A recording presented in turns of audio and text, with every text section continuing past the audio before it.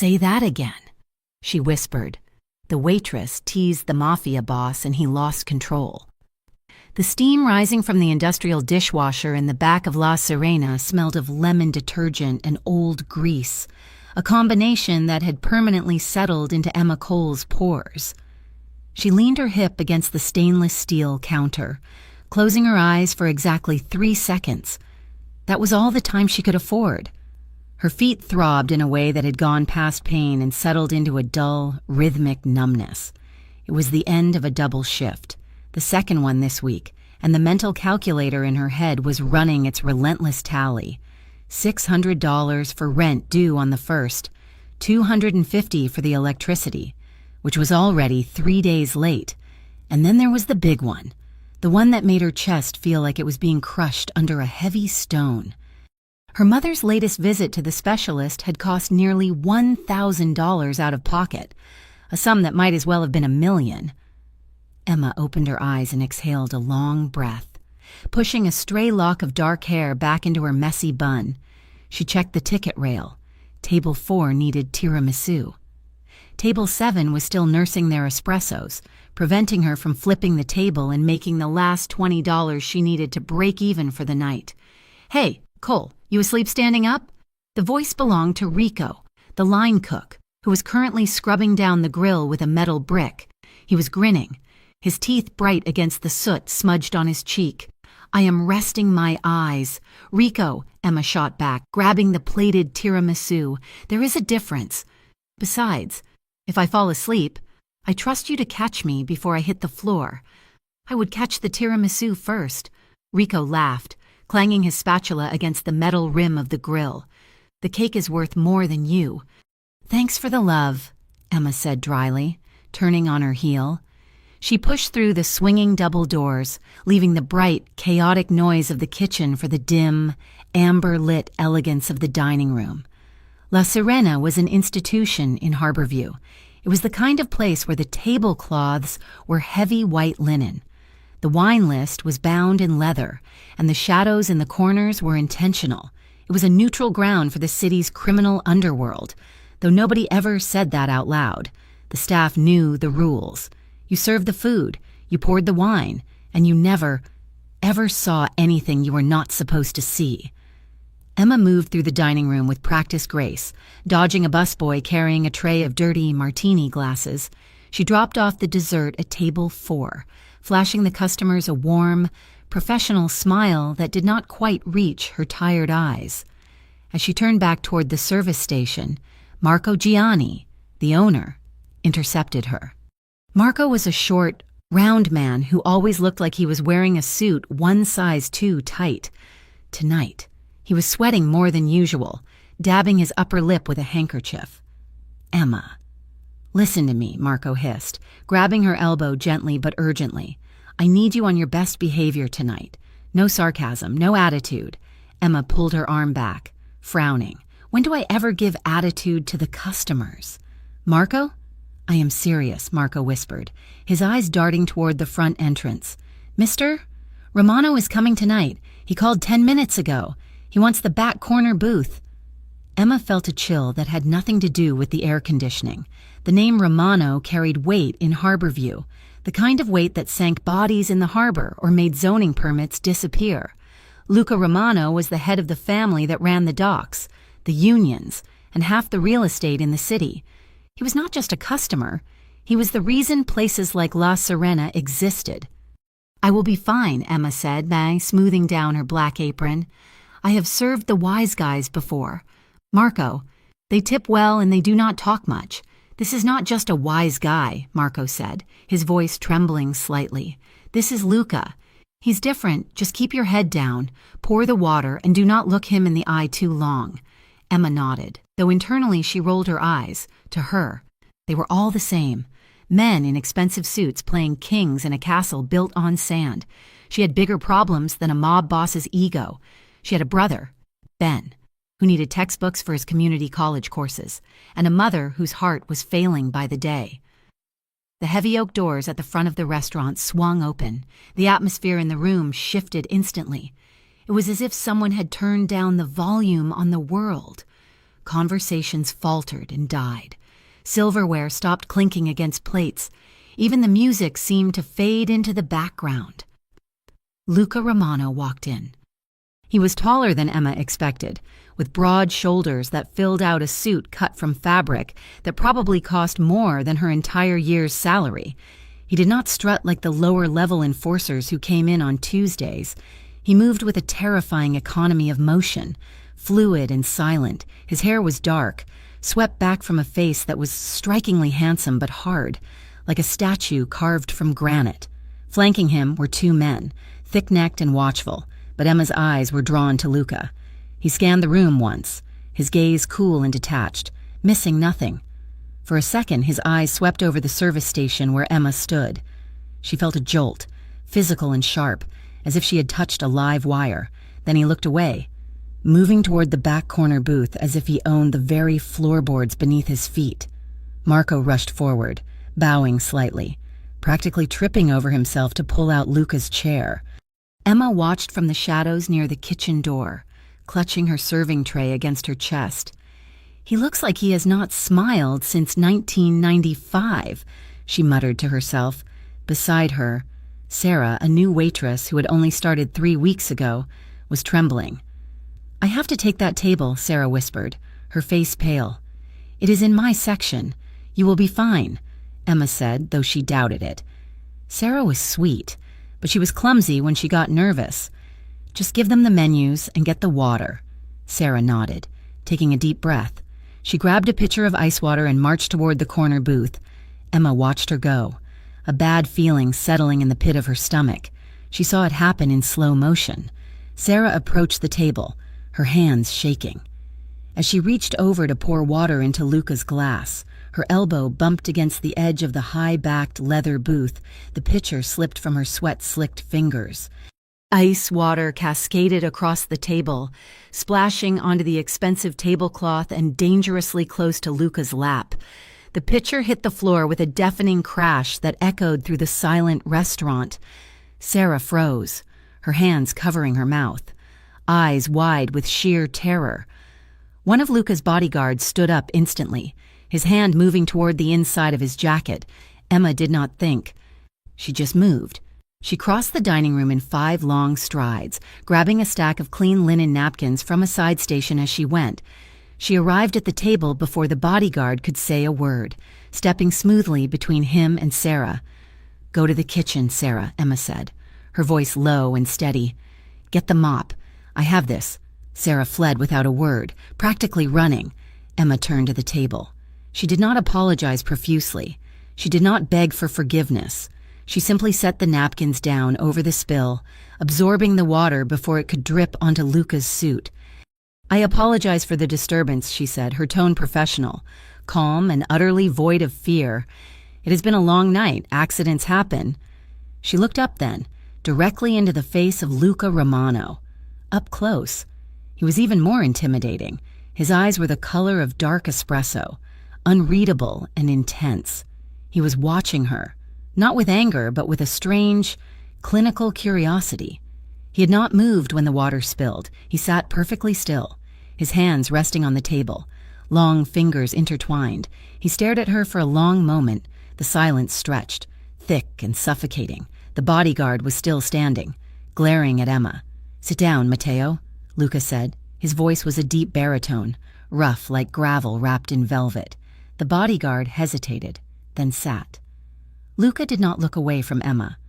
"What is your name?" "Emma," she answered, lifting the sodden napkins and placing them on her tray. "Well, Emma," Luca said, leaning back slightly. "You have faster reflexes than your friend. She is new," Emma said, keeping her face neutral, "and you are intimidating. It is a bad combination." The corner of Luca's mouth twitched, almost imperceptibly. He was testing her. She realized he wanted to see if she would crumble like everyone else. "Do you recommend the veal?" he asked suddenly, changing the subject. Emma paused. She could lie and say yes, which was the safe answer. The veal was the most expensive item on the menu, but she looked at this man, who clearly appreciated precision, and decided to tell the truth. "The veal is good," she said, But the chef is angry tonight because the supplier sent him subpar tomatoes. When he is angry, he oversalts the sauces. I would order the sea bass. He cannot ruin that with salt." Luca stared at her. For a second, she thought she had gone too far. Marco would have a heart attack if he heard her steering the most powerful man in the city away from the veal. Then, Luca nodded. "Sea bass it is, and a bottle of the Barolo, 1998. Emma wrote it down, her hand steady, though her heart was hammering against her ribs. Excellent choice." She walked away, feeling his gaze burning a hole between her shoulder blades. For the next hour, Emma took over the table completely. She moved with efficiency, refilling wine glasses before they were empty, clearing plates the second the last bite was taken. She was professional, invisible, the perfect waitress, but every time she approached the table, she felt the air change. Luca watched her. He did not look at the other customers. He did not look at his phone. He watched her hands as she poured the wine. He watched her face as she explained the specials. It was exhausting. Finally, the meal was over. The bodyguards had retreated to the bar to give their boss some space, leaving Luca alone in the booth with his half-finished glass of wine. The restaurant had emptied out, leaving only a few stragglers. Emma approached the table to clear the dessert plates. Luca had barely touched his panna cotta. "Was everything to your satisfaction?" she asked, stacking the plates on her arm. "It was adequate," Luca said. His voice was quiet, intimate in the empty space of the dining room. "You were right about the chef. I could taste the anger in the appetizer." Emma allowed herself a small, genuine smile. "I told you, never trust a chef who is throwing pans around." Luca looked up at her. His face was still serious, his expression grave. "Do you enjoy it?" "Enjoy what?" "This," he said, gesturing vaguely at the restaurant. "Serving people who do not look at you, cleaning up their messes. It is a job," Emma said with a shrug. "It pays the rent, mostly." "Mostly?" Luca asked, raising an eyebrow. Emma realized she had said too much. "I mean, it pays the bills.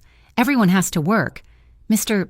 Romano, not all of us have people to open doors for us." It was a risky comment bordering on rude, but she was tired. Her feet were screaming, and she was thinking about the 3-hour bus ride to the hospital she had to make in the morning to see her mother. Luca did not get angry. Instead, he leaned forward, resting his elbows on the table. "You think I have an easy life, Emma?" "I think you have a different life," she said softly. "People are afraid of you. That must be lonely or exhausting. I cannot decide which." Luca went very still, his eyes locked onto hers, intense and searching. Nobody spoke to him like this, ever. "You are very brave," he said, his voice dropping an octave, "or very foolish." "Maybe I am just tired," Emma replied. She looked at his face, really looked at him, the sharp lines of his jaw, the tension held in his shoulders, the way his brow was permanently furrowed. "You have such a serious face," she said, the words slipping out before she could stop them. Her voice was soft, barely more than a whisper, laced with a teasing lightness she had not intended. "You act like you are carrying the weight of the world, like you are royalty inspecting the troops. It is just dinner, you know?" The silence that followed was absolute. Luca froze. His fingers, which had been tapping a slow rhythm on the tablecloth, stopped mid-air.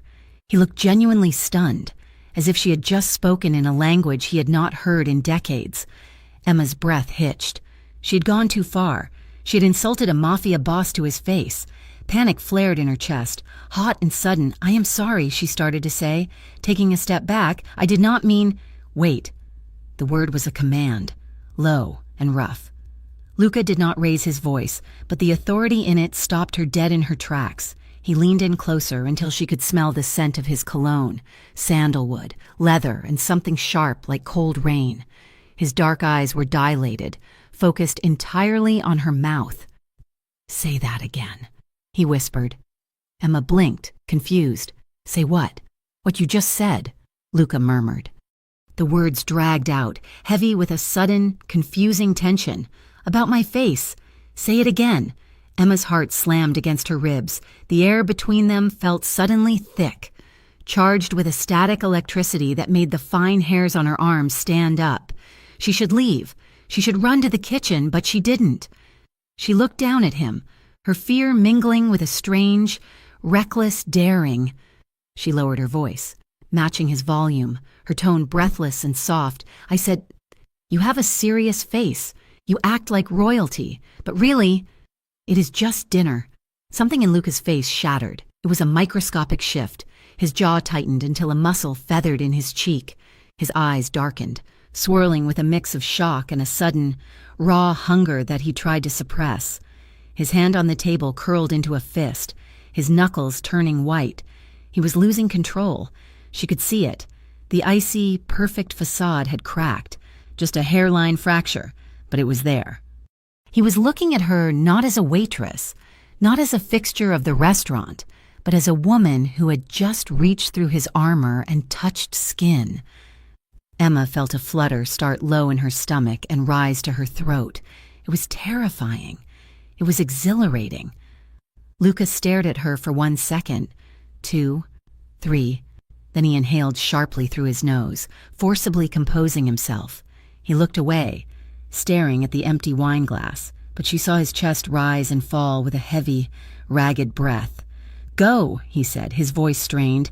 "Bring me the check." Emma did not wait to be told twice. She turned and walked quickly toward the kitchen, her legs feeling like jelly. When she burst through the double doors, she leaned against the counter, gasping for air. Her hands were shaking. "What happened?" Rico asked, looking up from the grill. "You look like you saw a ghost." Emma shook her head, pressing her cold palms against her burning cheeks. I do not know. I think I just annoyed him." "Annoyed him?" Rico laughed nervously. "If you annoyed Luca Romano, you would be crying or dead. You are crazy." "Cole, playing with fire." "I know," Emma whispered. "I know." She stayed in the kitchen for 10 minutes, letting Marco take the check out to the table. She could not go back out there. She could not look at him again, the way he had looked at her. It felt like he had stripped her bare without even touching her. When she finally emerged to help clean up, the back corner booth was empty. A stack of bills sat under the water glass. It was $500. The tip was more than she made in 2 weeks. Emma stared at the money, feeling a mix of nausea and gratitude. She pocketed it quickly, before anyone else could see, and finished her side work in a daze. At 2 o'clock in the morning, Emma pushed open the back door of La Serena and stepped out into the cool, damp night air. She had changed out of her uniform into worn jeans and a gray hoodie, her hair pulled down to cover her neck. The streets of Harborview were quiet, bathed in the sickly yellow glow of flickering street lamps. The fog was rolling in off the harbor, smelling of salt and decay.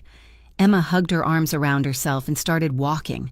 She lived 20 blocks away, in a neighborhood where the police sirens were background noise and the streetlights were mostly broken. It was a long walk, but she did not have money for a cab. Even with the $500 in her pocket, that money was for her mother. Every penny of it. As she walked, her sneakers slapping against the wet pavement, she replayed the moment in the restaurant. The way Luca had leaned in, the rough grain of his voice. "Say that again." She laughed softly, a bitter, self-deprecating sound that echoed in the empty street. "You are an idiot, Emma," she whispered to herself. "He is a mobster. He probably thought you were mocking him and decided to let you live because he was bored. Do not make it into a romance novel." She turned the corner onto her street, passing the boarded-up windows of an old pawn shop. She was so lost in her thoughts, so focused on the ache in her feet and the memory of those dark eyes, that she did not notice the car. It was a black sedan, sleek and silent, parked half a block down from her apartment building. The engine was idling, a low purr that blended into the city noise. The windows were tinted so dark they looked like mirrors. Inside the car, the driver, a man named Silvio, watched Emma climb the steps to her crumbling apartment building. "That is the place, boss," Silvio said quietly. "4th floor. It is a rough spot. Not safe for a girl walking alone at this hour. In the back seat." Luca Romano sat in the shadows. He was watching the girl, Emma, fumble with her keys at the front door. He saw the way she looked over her shoulder before slipping inside. He saw the light flicker on in a fourth-floor window a moment later. He had never followed a woman home in his life. It was beneath him. It was reckless. But he could still hear her voice in his head. "You have such a serious face. The audacity of it, the softness of it." He felt the same tightness in his chest that he had felt in the restaurant, a crack in the discipline he had spent 30 years perfecting. She was a waitress. She was nobody. And yet, she had looked at him and seen the man beneath the suit, the exhaustion beneath the power. "Let's go," Luca said, his voice devoid of emotion. Silvio nodded and eased the car away from the curb, the tires rolling silently over the asphalt. But as they drove away, Luca did not look forward. He watched the fourth-floor window in the rearview mirror until it disappeared into the fog, memorizing the route, memorizing the building, memorizing the danger she was in just by existing in his city. He would be back. He knew it with the certainty of a man who rarely denied himself anything.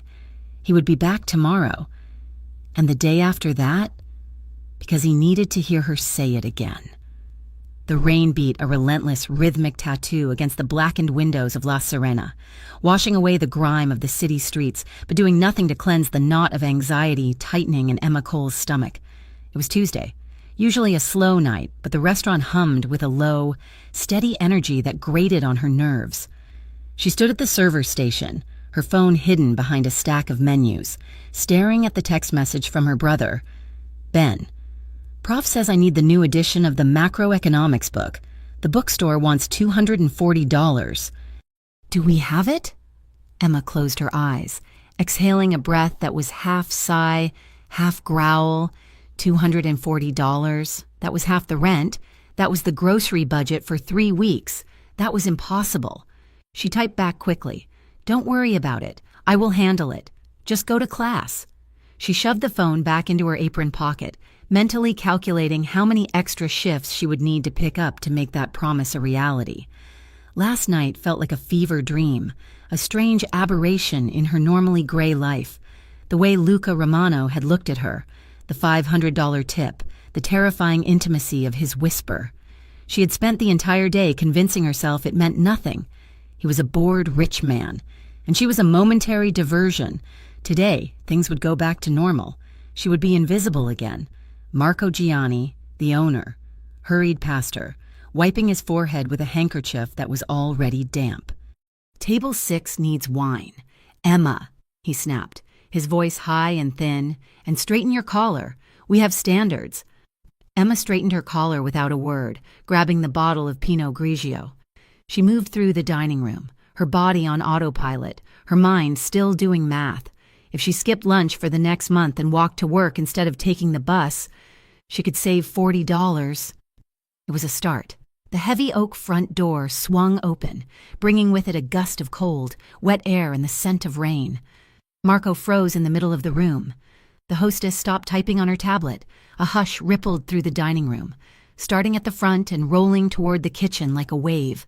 Luca Romano stood in the doorway. Tonight. He was alone. There were no broad-shouldered bodyguards flanking him, no entourage to clear his path. He wore a charcoal gray suit that looked like it had been tailored to his frame by someone who understood anatomy better than a surgeon. His coat was damp across the shoulders, dark droplets clinging to the wool. He did not wait to be seated. He walked straight to Marco, who looked as if he might faint. "Mr. Romano," Marco stammered, bowing slightly. We did not expect you tonight. Your usual table is reserved, of course. I can have it cleared in 1 minute. I am not here for a meeting." "Marco," Luca said. His voice was low, carrying effortlessly over the quiet hum of the room. "I want a table for one. In the back." "Of course," Marco said, gesturing frantically to the hostess. "Right this way." "And Marco," Luca added, pausing as he unbuttoned his coat, "is the brunette waitress from last night working?" The question hung in the air, heavy and undeniable. The bartender stopped shaking a martini. Sarah, the waitress who had dropped the water the night before, widened her eyes at Emma from across the room. "Yes," Marco swallowed hard. "Emma, she's here." "Good," Luca said, his face impassive. I want her section. Marco turned his head, his eyes finding Emma in the shadows near the kitchen. He gave her a look that was a mixture of pleading and warning. It said, "Do not mess this up." Emma felt a cold shiver race down her spine, followed immediately by a flush of heat. She forced her feet to move, walking to the service station to grab a pitcher of water. Her hands felt steady, but her heart was thumping a chaotic rhythm against her ribs. She waited until he was seated in the back corner, his coat draped over the empty seat across from him, before she approached. "Good evening, Mr. Romano," she said. Her voice was calm, professional, the armor she wore to survive. Luca looked up from the menu he wasn't reading. His gaze hit her with the force of a physical blow. He did not smile, he simply watched her, his dark eyes tracking the movement of her hand as she set the water glass down on the white tablecloth. "Good evening, Emma," he replied. He said her name as if it were a secret he was keeping. Emma poured the water. She concentrated on the stream of liquid, willing her hand not to shake. She noticed, with a sinking feeling, that a loose strand of hair had escaped her bun and fallen across her cheek. As she set the pitcher down, she tucked the hair behind her ear with a quick, nervous gesture. Luca's eyes followed the movement, lingering on the curve of her neck for a fraction of a second, too long. "You are alone tonight," Emma said, aiming for small talk to break the suffocating tension. "I prefer to eat in peace sometimes," Luca said. He closed the menu.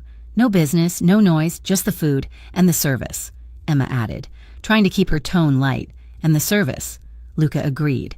He leaned back in the leather booth, studying her. "You look tired." "Emma."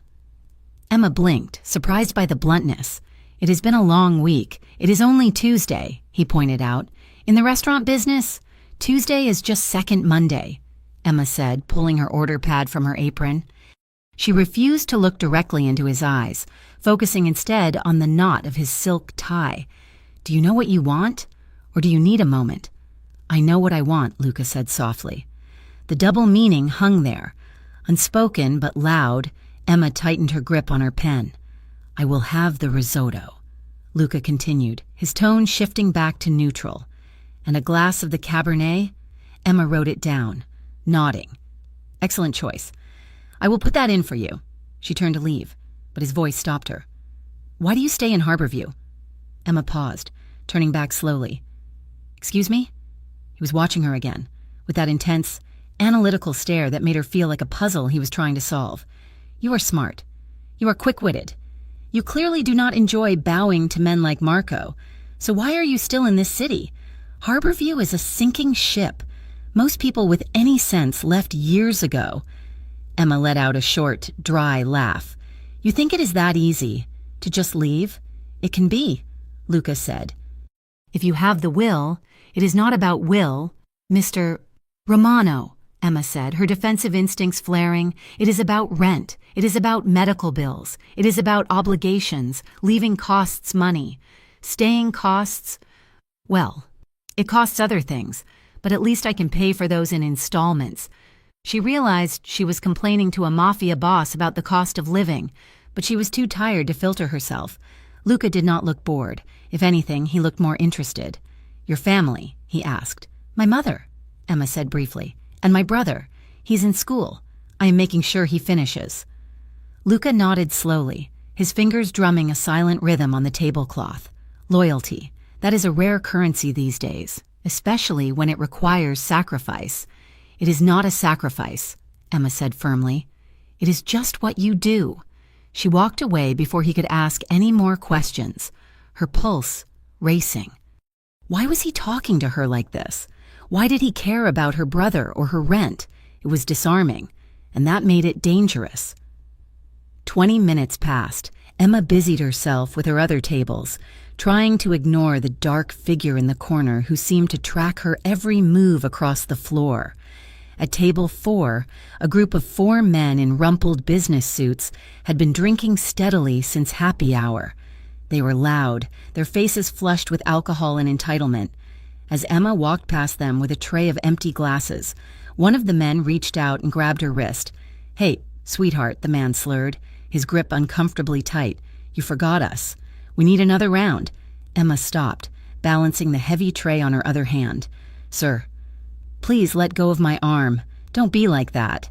The man laughed, looking at his friends for approval. We are paying customers. You have to be nice to us. That is your job, isn't it? To be nice? He pulled her slightly closer. Emma felt a flash of cold anger. I am being nice by not pouring these leftover drinks into your lap. Now let go. The man's smile vanished, replaced by a nasty sneer. Watch your mouth, girl. You are just a waitress. Do not act like you are better than... The sentence was never finished. A shadow fell over the table. The air in the immediate vicinity seemed to drop 10 degrees. The man holding Emma's wrist looked up, and the color drained from his face so fast it was almost comical. Luca Romano stood there. He was perfectly still. His hands were at his sides. He did not look like he was about to throw a punch, which was infinitely more terrifying than if he had been posturing. He radiated a quiet, absolute menace that sucked the oxygen out of the room. Let go of her, Luca said. It was not a shout. It was barely above a conversational volume, but the command was absolute. The man dropped Emma's wrist as if it had suddenly turned white hot. He scrambled back in his chair, nearly tipping it over. Mr. Romano, the man stammered. We were just joking. We didn't mean anything by it. Luca did not look at the man. He looked at Emma, checking her wrist for marks, his eyes dark and furious. Then he looked back at the table. You are ruining my dinner, Luca said coldly. His voice was like ice cracking on a frozen lake. Get up, pay your tab, and leave. If I see any of you in here again, or if I hear you speaking to this woman with anything less than total respect, we will have a very different conversation. Do you understand? Yes, absolutely. We are going. The men scrambled out of the booth, throwing cash onto the table without counting it. They practically ran for the door, stumbling over each other in their haste to escape the cold judgment of Luca Romano. The entire restaurant had gone silent. Marco was staring from the bar, pale and shaking. Emma stood there, rubbing her wrist where the man had grabbed her. Her heart was pounding, a chaotic mix of adrenaline, gratitude, and a sharp, stinging humiliation. She hated that she had needed saving. She hated that everyone was staring. She looked at Luca. He was watching her, his expression tight. Are you hurt? He asked quietly. No, Emma said. Her voice was steady, but her hands were trembling again. She turned and walked swiftly toward the bar, needing to get away from the eyes of the room. She heard Luca's footsteps behind her, heavy and deliberate. She spun around near the espresso machine, cornering him before he could corner her. Her cheeks were flushed, her eyes bright with angry tears she refused to shed. I did not ask you to do that, she hissed, keeping her voice low so the other staff wouldn't hear. Luca stopped, surprised by her anger. He was offending her? They were hurting you, he said simply. I stopped it. They were drunk idiots, Emma argued, her voice trembling. I deal with drunk idiots every night, Luca. I handle it. I do not need you to stand up and play the white knight and terrify half the customers. Now everyone is staring at me. Now Marco is going to be terrified to even put me on the floor because he thinks I am... What? Your property. Luca stepped closer, his own temper flaring, his jaw tightened, the muscle jumping in his cheek. Is that what you think? Luca asked, his voice dropping to a rough growl. You think I care about what Marco thinks? You think I care about the customers? Then why did you do it? Emma challenged, looking up at him, refusing to back down even though he towered over her. Because I do not like it, Luca said. The words were clipped, sharp. I do not like watching men put their hands on you. It offends me. It offends you? Emma let out a breathless, incredulous laugh. Oh, well, as long as your pride is intact, that is what matters, right? The great Luca Romano cannot suffer the indignity of seeing a waitress harassed. They were standing close now. Too close. The air between them was crackling with static. Emma could see the flecks of gold in his dark eyes, the slight flare of his nostrils as he breathed. You are stubborn, Luca muttered, shaking his head slightly. Most people would say thank you. I am not most people. Emma shot back. "And I can take care of myself."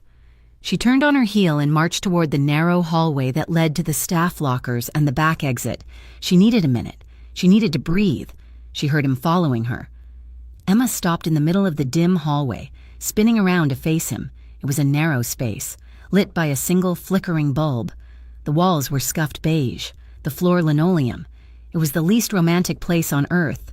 And yet, as Luca stepped into the corridor, it felt like the entire world had shrunk down to just the two of them. She blocked his path, planting her feet. "Are you following me now?" she asked, chin raised. "I am checking on you," Luca said. He stopped a foot away from her. The hallway was so narrow that his shoulders seemed to fill the space. "I am fine," Emma said. She took a step toward him, a reckless, daring move born of adrenaline and exhaustion. You always have to be the big, scary boss, huh? You cannot just let anything slide. You have to control the room. You have to control the people. Luca stared down at her. The anger in his eyes was fading, replaced by something hotter, darker. He took a slow step forward, closing the distance until they were inches apart. Emma had to crane her neck to look him in the eye. He looked down at her mouth, then back up to her eyes. His gaze was heavy, physical. "You shouldn't talk to me like that, Emma," he whispered. His voice was rough, like gravel grinding together. It wasn't a threat. It wasn't a warning. It sounded like a confession. It sounded like a man who was holding onto a fraying rope with bleeding hands. Emma's heart hammered against her ribs so hard she thought he must be able to hear it. Her breath hitched in her throat. She should be afraid. She knew who he was. She knew what he was capable of. But she didn't step back. "Then don't come back here," she whispered back. It was a challenge. It was a dare. Her fingers tightened around the notepad in her pocket until her knuckles turned white. Luca's hand lifted. He reached toward her face, his fingers curling slightly. For a heartbeat, Emma thought he was going to touch her. She thought he was going to cup her cheek or run his thumb over her lip. She found herself leaning forward, just a millimeter, bracing for the contact. She wanted him to touch her. The realization crashed into her mind with terrifying clarity.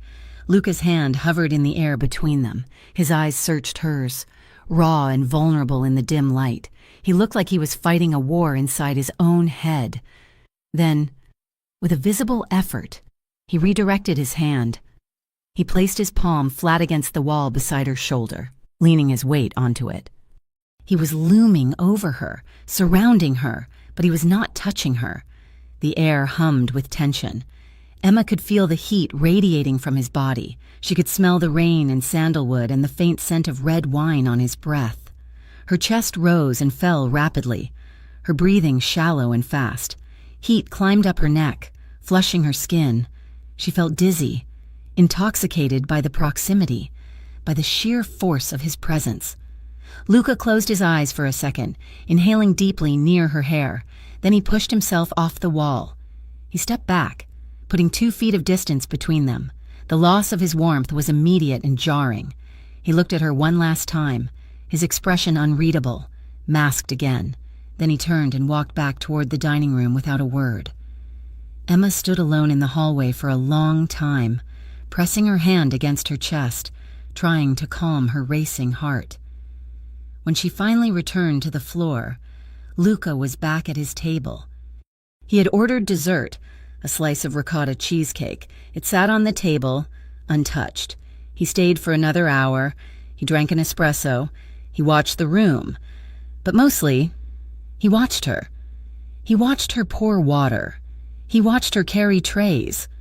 He watched her laugh at a joke from the busboy. His eyes were narrowed, calculating, possessive. Finally, he signaled for the check. He paid in cash, leaving another stack of bills that made Emma's stomach twist with guilt and relief. As he stood to leave, he did not come over to say goodbye. He simply buttoned his coat, gave her one last lingering look that felt like a physical touch, and walked out into the rainy night. Emma began to clear the table, her hands moving mechanically. Marco appeared at her elbow, and he was not sweating anymore. He looked pale and serious. "Emma," he said quietly. She looked up. "Yes." "Marco?" Marco looked at the empty table, then back at her. His voice was hushed, fearful. Luca Romano is a dangerous man. Emma, he is not a customer. He's not a boyfriend. He's a shark. I know what he is, Emma said defensively. Do you? Marco asked.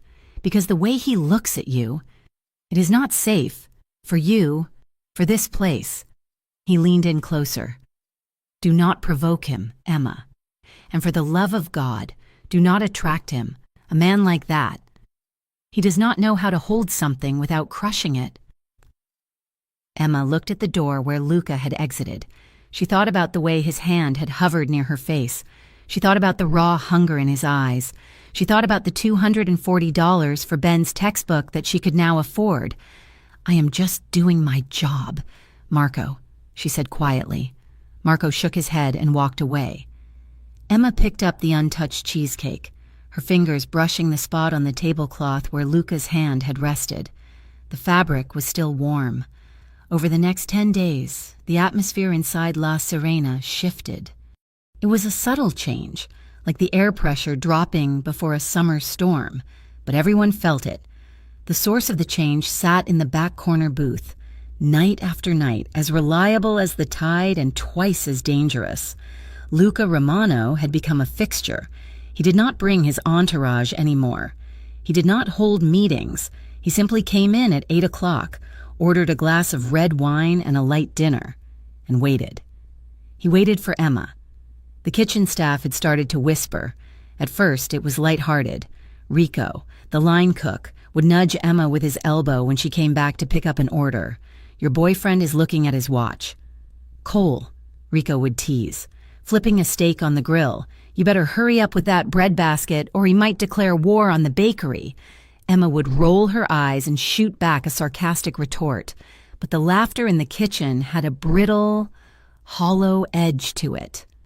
They joked that she was his favorite waitress, that she had the magic touch, but Emma noticed how they all stopped talking whenever she walked toward the dining room. She noticed how Marco, the owner, sweated through his shirts every time Luca glanced toward the bar. They were afraid. And beneath her own bravado, beneath the strange, electric pull she felt whenever she approached table 42, Emma was afraid too. She was afraid because she knew that men like Luca Romano did not do things by halves. He was not just a customer. He was a force of nature, and he had decided, for reasons she could not fathom, to focus all his attention on her. Then, on a Tuesday afternoon that smelled of impending rain, Emma's fragile balancing act collapsed. She was in the middle of the lunch rush when her phone buzzed in her apron pocket.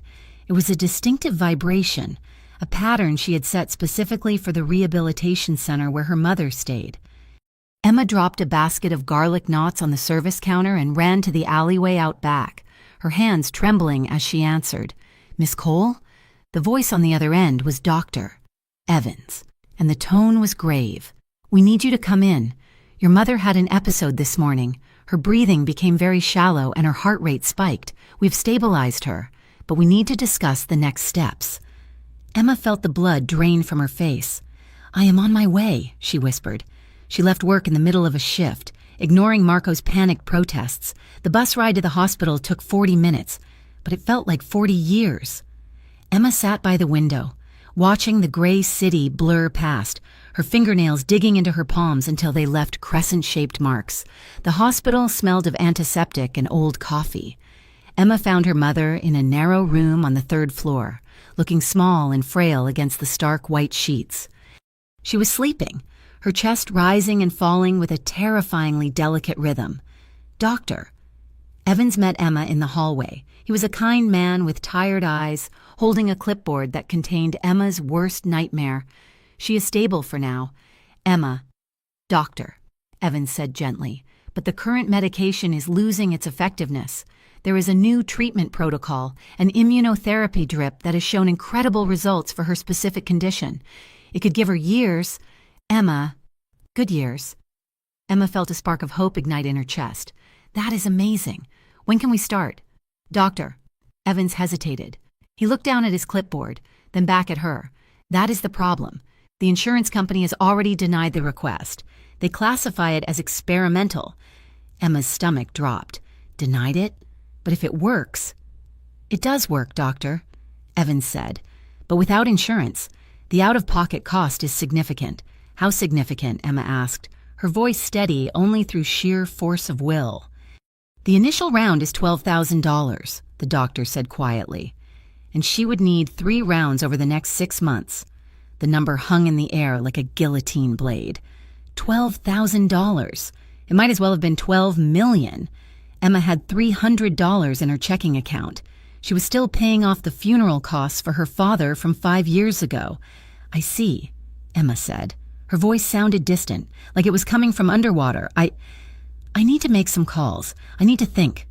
She sat in the hallway for an hour after the doctor left, staring at the scuffed linoleum floor. She cried quietly, without making a sound, the tears hot and fast on her cheeks. She felt a crushing weight settling on her shoulders, the absolute suffocating realization that love was not enough. You could love someone with every fiber of your being, and they could still die because you did not have $12,000. She washed her face in the hospital bathroom, scrubbing her skin until it was pink, trying to erase the evidence of her despair.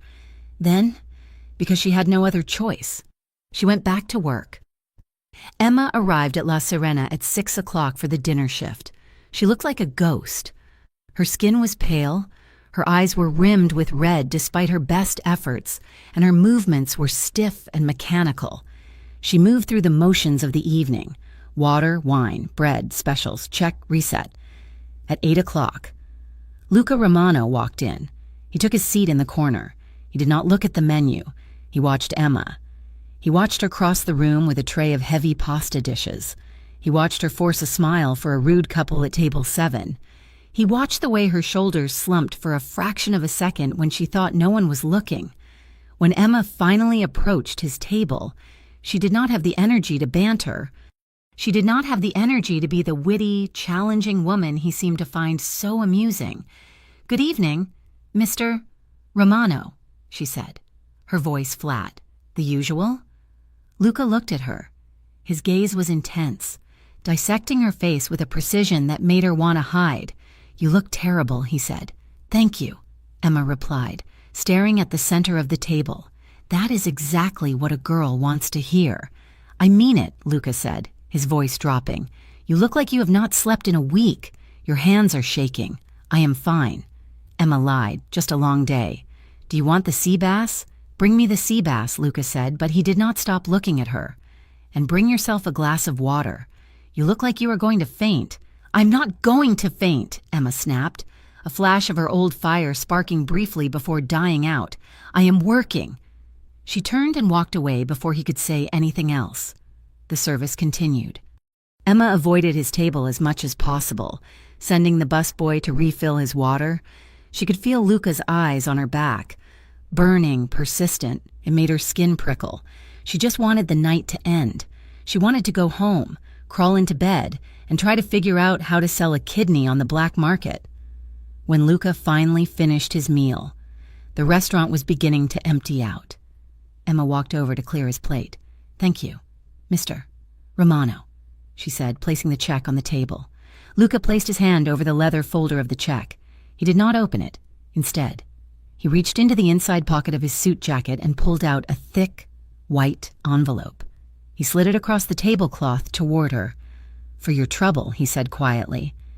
Emma stared at the envelope. It was not a standard tip. It was too thick. The paper was heavy, expensive. "Thank you," she said automatically. She picked it up, expecting it to be a generous cash tip, maybe a few $100s like before. She took the envelope into the kitchen to put it in her apron, but curiosity and a strange, sinking feeling made her pause near the dishwashing station. The kitchen was empty for the moment, the staff out on a smoke break. Emma slid her finger under the flap of the envelope and opened it. She stopped breathing. Inside was a stack of $100 bills. It was an inch thick. She did not have to count it to know it was thousands of dollars. 5,000, 10,000. It was an obscene amount of money. Emma stared at the cash, her heart hammering against her ribs like a trapped bird. For a second, she felt a wave of relief, so potent it almost knocked her over. This was the money for the treatment. This was her mother's life. But then, the relief curdled into something else. Something hot and acidic. Humiliation. He had seen her struggling. He had seen her pain. And he had decided to fix it the way men like him fixed everything, by throwing money at it. He was buying her. He was paying for her attention, for her time, for her silence. It felt like a transaction. It felt dirty. The shame burned through her veins, hotter than the anger. She was not a charity case. She was not someone he could just pay off because he felt pity. Emma shoved the bills back into the envelope. She marched out of the kitchen, the double doors swinging violently behind her. The dining room was nearly silent. Luca was still sitting at his table, sipping the last of his wine. He looked up as she approached. Emma did not slow down. She walked right up to his table and slammed the envelope down on the white linen. It landed with a heavy, dull thud. "Take it back," she said. Her voice was shaking, not with fear, but with fury. Luca looked at the envelope, then up at her face. His expression was calm, maddeningly unruffled. "Is it not enough?" he asked. Emma gasped, her face flushing a deep, angry crimson. "Do not insult me." "I am not insulting you." "Emma," Luca said, his voice remaining level, "I am paying you. You provide a service. I appreciate it." "This is not a tip," Emma hissed, leaning over the table, her hands gripping the edge until her knuckles turned white. "There is thousands of dollars in there. That is not a gratuity. That is a payment, and I am not for sale." The few remaining customers turned to look, but Emma did not care. She was running on adrenaline and grief. Luca's jaw tightened. He sat up straighter, his eyes narrowing. "You are being dramatic." "I am being dramatic?" Emma laughed, a sharp, hysterical sound. "You walk in here like you own the place, like you own the whole city, and you think you can just fix people with your wallet. You think because I am a waitress, because I look tired, that I am looking for a handout. I do not want your money. Luca, I do not want your world anywhere near me or my family." Luca stood up. The movement was sudden and fluid. He towered over her, his presence instantly dominating the space, the air between them charged with electricity. "It is just help." "Emma," he said, his voice low and hard. "Why are you fighting me?" "Because I do not know what you want in return," Emma shouted, her voice cracking. "Men like you never give anything for free. What is the price? Luca? My dignity? My silence? What?" Luca stared at her. The anger in his eyes flickered and died, replaced by something that looked strangely like hurt. He looked at her flushed face, her bright, tear-filled eyes, and he realized he had made a mistake. He had treated her like a problem to be solved, not a person. He exhaled slowly, his shoulders relaxing slightly. "There is no price," he said. His voice was no longer commanding. It was quiet, sincere. "I saw that you were hurting. I wanted to make it stop. That is all." Emma stared at him, her chest heaving. The fight drained out of her as quickly as it had come, leaving her hollow and exhausted. She covered her face with her hands, a sob escaping her throat before she could stifle it. "Tell me," Luca said. He stepped around the table, moving closer to her, lowering his voice so only she could hear. "Tell me what happened." Emma shook her head, keeping her hands over her face. "I can't." "Tell me," he repeated. "It was not an order. It was a plea. My mother," Emma whispered through her fingers. She needs a treatment. The insurance won't pay. It costs $12,000. I don't have it, and she's going to get worse, and I can't do anything." She dropped her hands, looking up at him with wet, defeated eyes.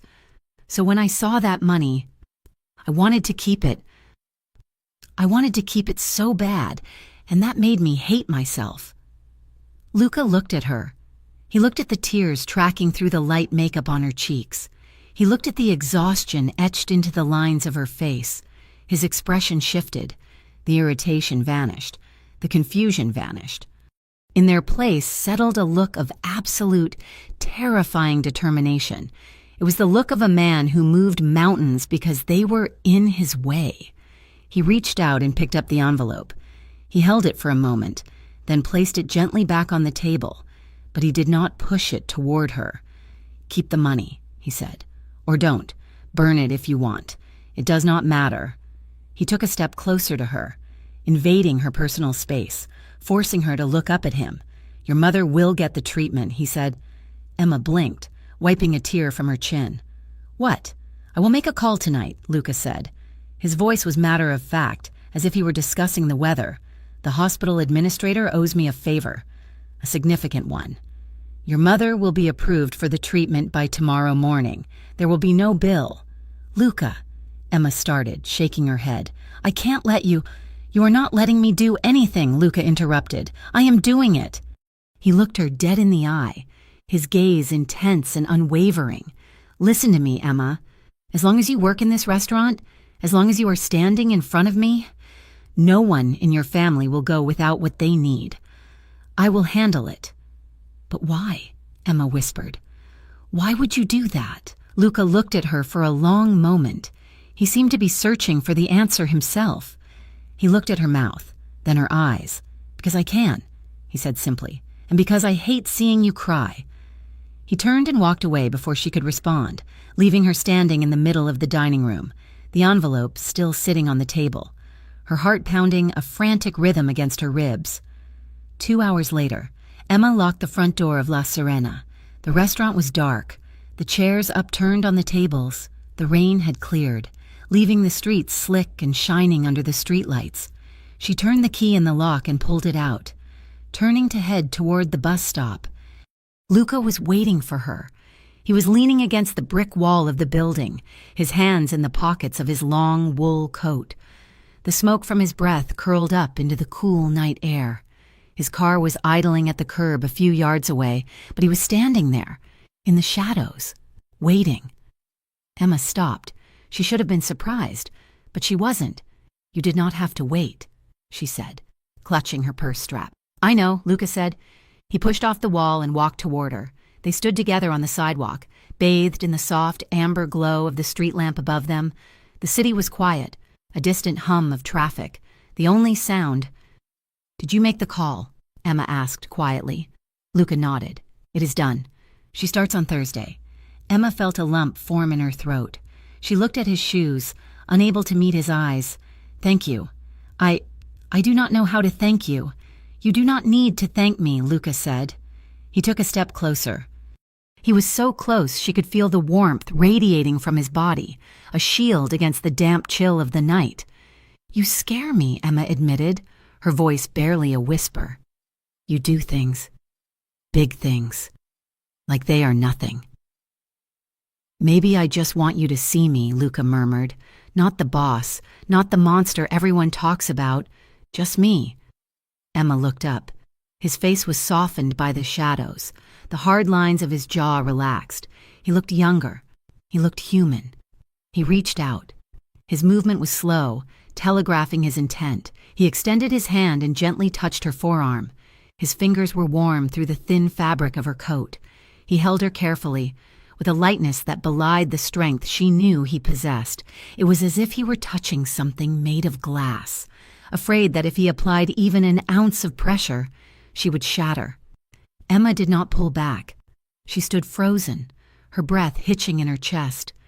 The point of contact burned, sending a jolt of awareness through her entire body.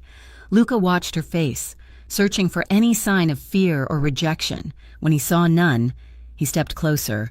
His other hand lifted. He reached up, his fingers hovering near her jawline for a heartbeat, trembling slightly.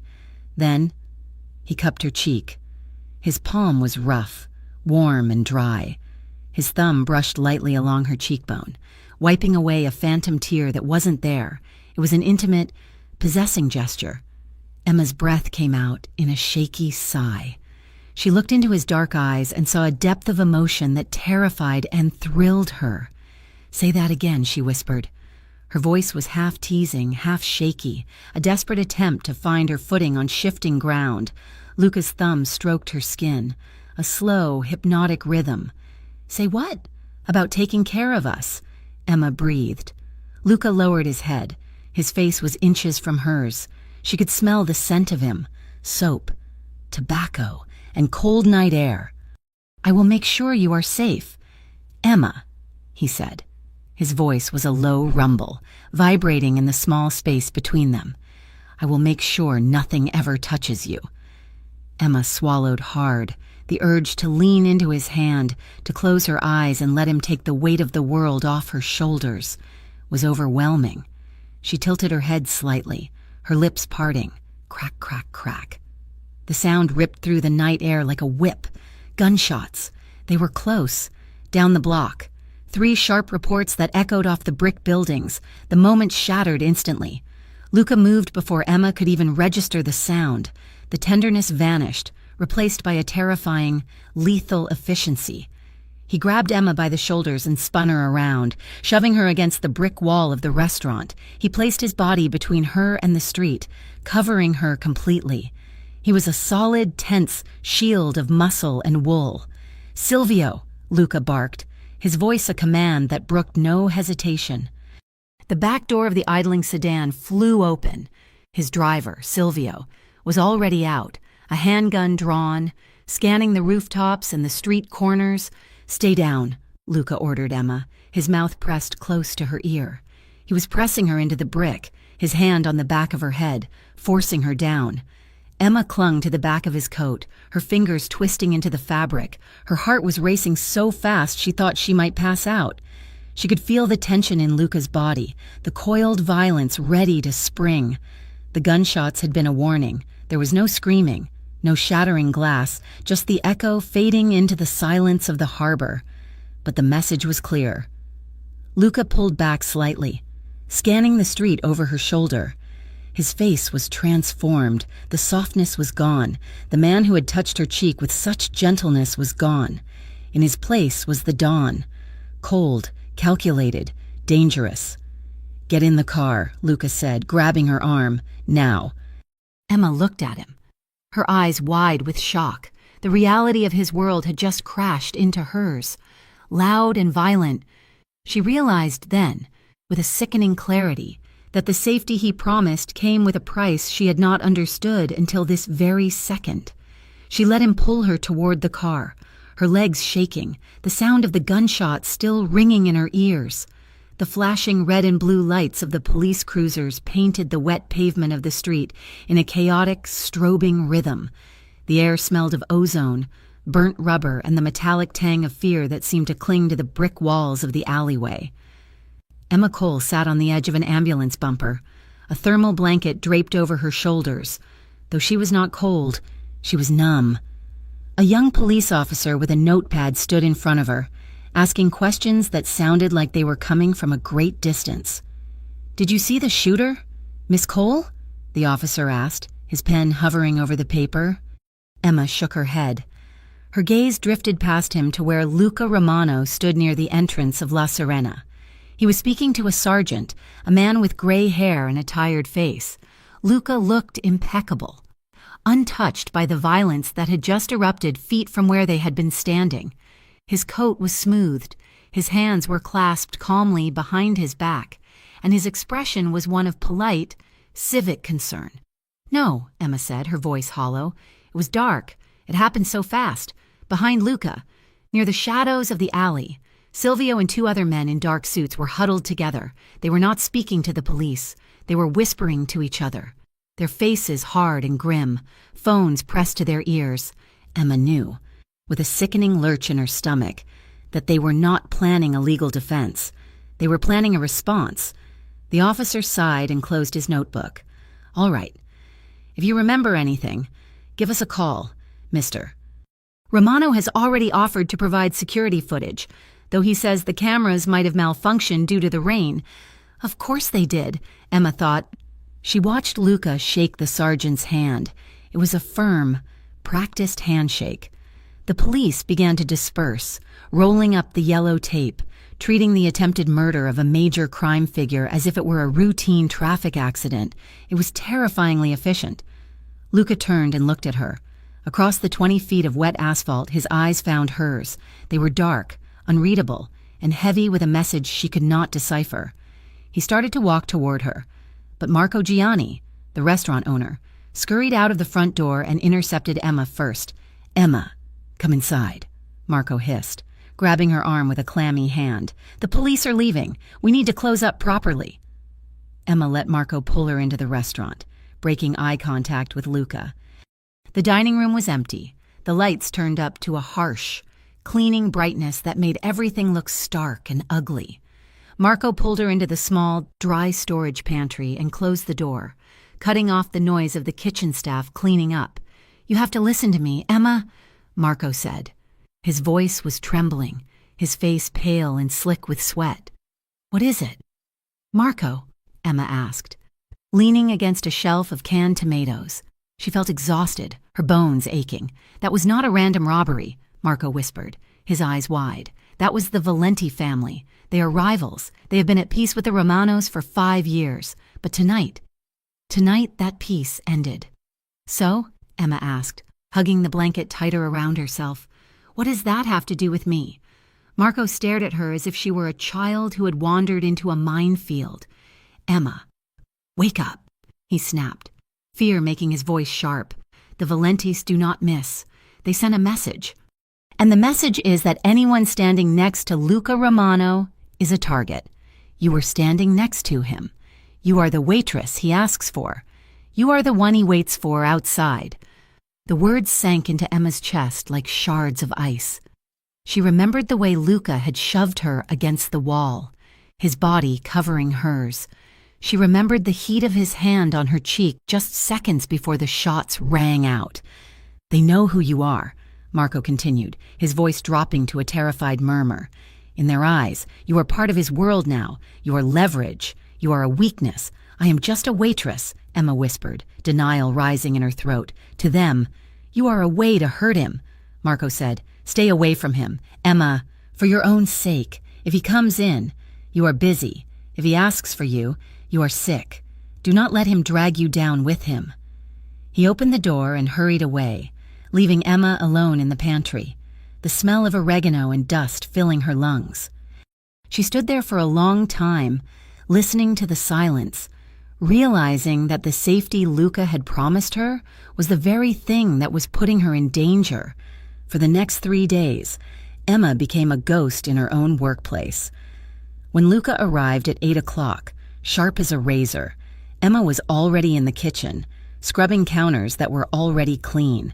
She asked Sarah to take his table. She asked Rico to run his food. She hid in the walk-in refrigerator, organizing lemons, just to avoid walking through the dining room. She could feel his presence in the building. It was a physical weight, a magnetic pull that tugged at her senses. She knew exactly where he was sitting. She knew when he ordered wine.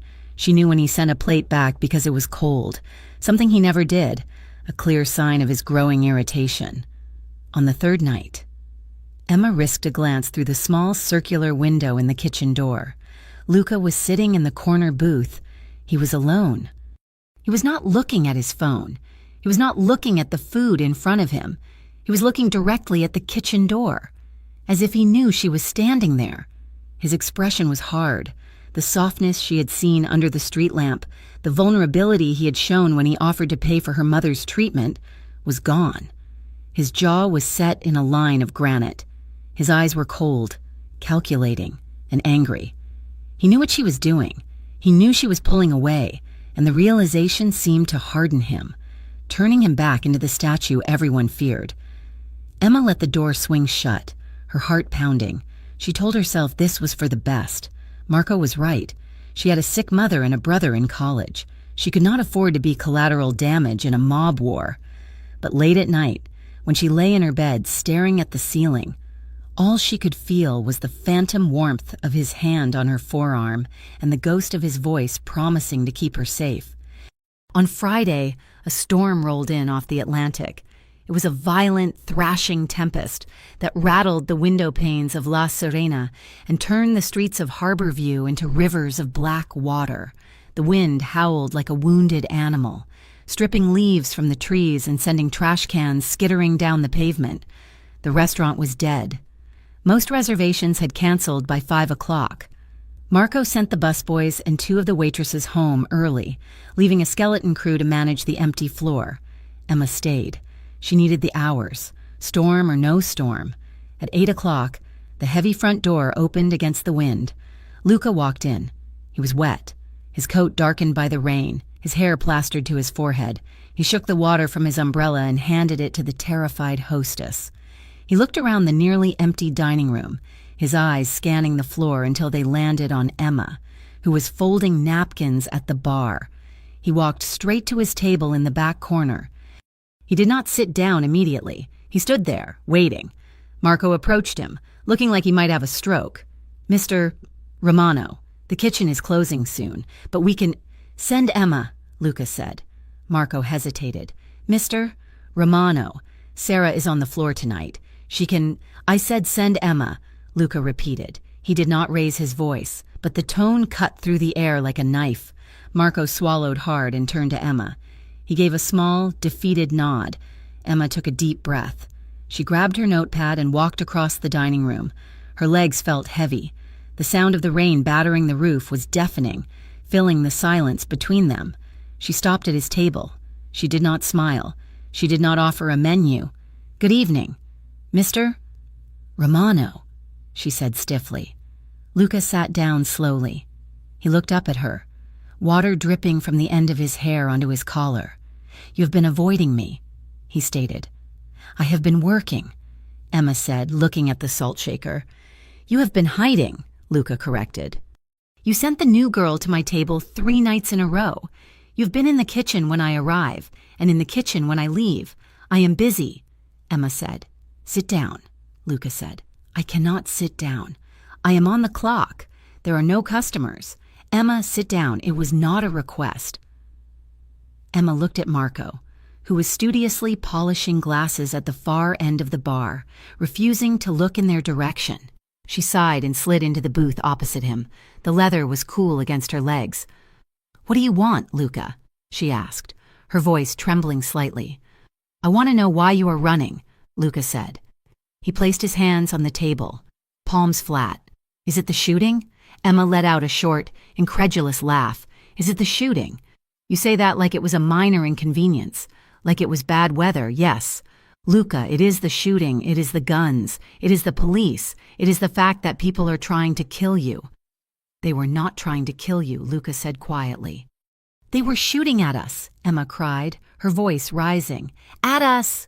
Luca, Marco told me who they were, the Valenti family. He told me that anyone standing near you is a target. He told me I am a target." Luca's eyes darkened. A flash of genuine anger crossed his face, but it was not directed at her. "Marco talks too much. Is he lying?" Emma demanded. "Tell me he is lying. Tell me I am safe." Luca looked at her. He opened his mouth to speak, to give her the reassuring lie, but he stopped. He looked at the fear in her eyes, the exhaustion, the way her hands were clenched into fists on the table. He respected her too much to lie. "He is not lying," Luca said softly. The truth hung between them, heavy and suffocating. Emma felt tears prick her eyes. She looked away, staring out the window at the rain lashing against the glass. "Who are you?" she whispered. "Really?" Luca leaned back, running a hand over his face. He looked tired. Not physically tired, but soul tired. The kind of exhaustion that came from carrying a weight that never got lighter. "I am a businessman. Emma, don't—" Emma snapped, turning back to him. "Don't give me the line. I want to know. Why do you do this? Why do you live like this? You have money. You could leave. You could go anywhere. Why stay here and fight wars over what? Concrete? It is not about concrete," Luca said, his voice hardening. "It is about order." "Order," Emma scoffed. "My father built this," Luca said.